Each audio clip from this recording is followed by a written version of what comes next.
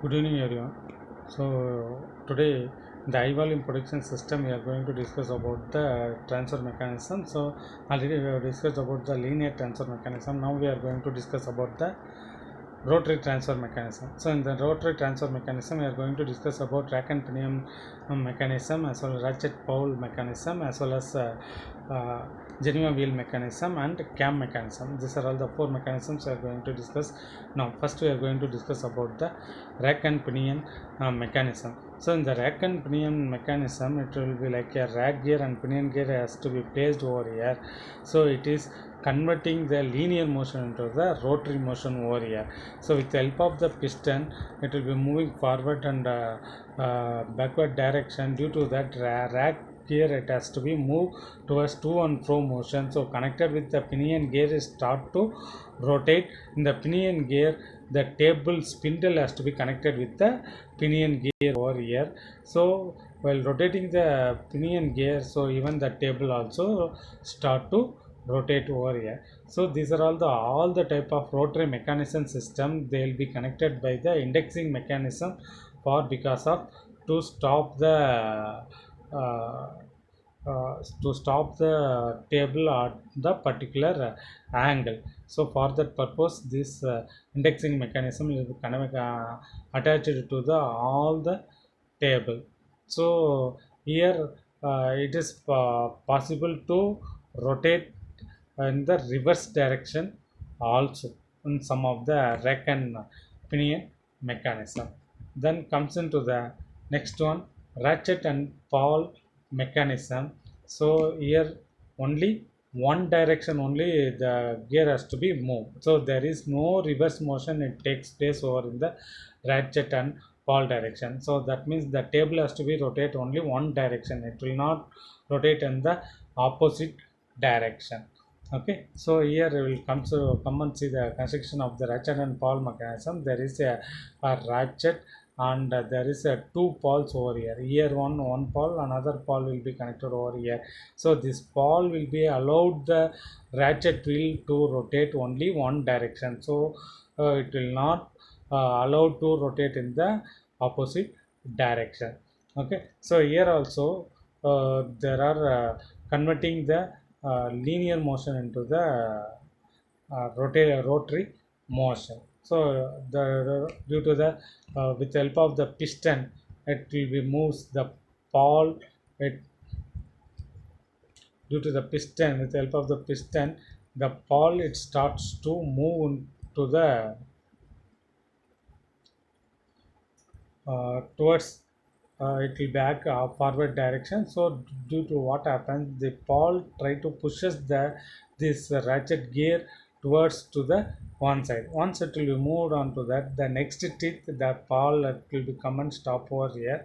So like that the table has to be rotated over here. The pawl keep on, it will be pushing the this ratchet teeth over here. So due to that, connected with the table spindle start to rotate.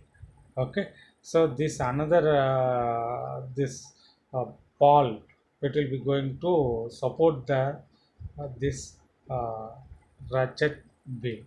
Okay, so it will be allows the pawl, it will be allows the ratchet wheel to rotate only one direction. So movement of this piston into the linear motion, it will be converts with help of the pawl. It tries to rotate the ratchet wheel into the rotary direction. So here also it will be attached the indexing mechanism. And so the indexing mechanism which is used to stop the wheel, stop the table into the particular angles. Okay, so this is about the ratchet pawl mechanism. So the table which will be connected with the spindle over here. Then comes into the next one, the Geneva wheel mechanism. The Geneva wheel mechanism, so it will be rotating the converting the rotary motion. Again it will be converted into the same rotary motion in the Geneva wheel. So if you're seeing over here, so the Geneva wheel mechanism over here, so if you're rotating this uh, driven member, so here the some of the pins are provided over here. This pins it will be go and engaged over in the slots. Okay, so then it will be tries to push up in the only one direction. Okay, so connected with the table, it starts to rotate according to the number of slots they will be provided over here, that the number of stops it will be takes place in the table. Okay, so this pin it has to be goes over here. This is the pin.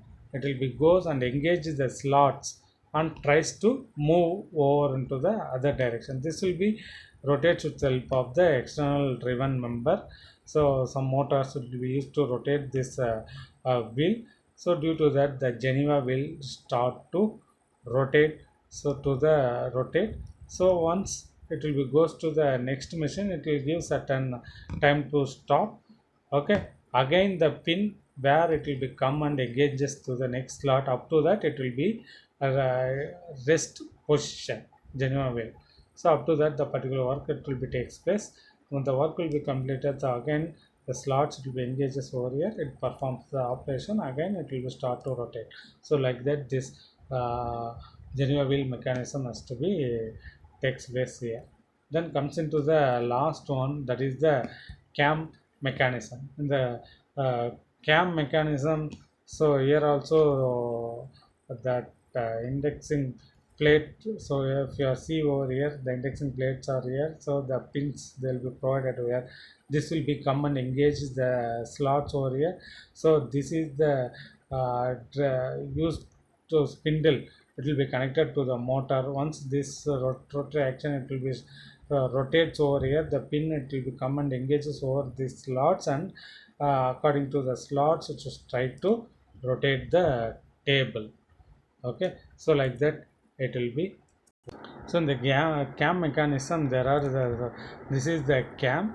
So in this cam they will be provided like a cylindrical grooves. Once the below the table they will be providing the pins for the particular distance. So once the pins it will be engages, the cams start to rotate. So cam rotates, the pins it will be move along with the grooves. So like that it will be moves along with the grooves. So what happens, the cam rotates as well as the table also start to rotate. Like that it will be rotate. Okay, the table has to be rotated with the help of indexing mechanism. We are going to stop on the particular angle over in the table. Okay, so this is about the cam mechanism.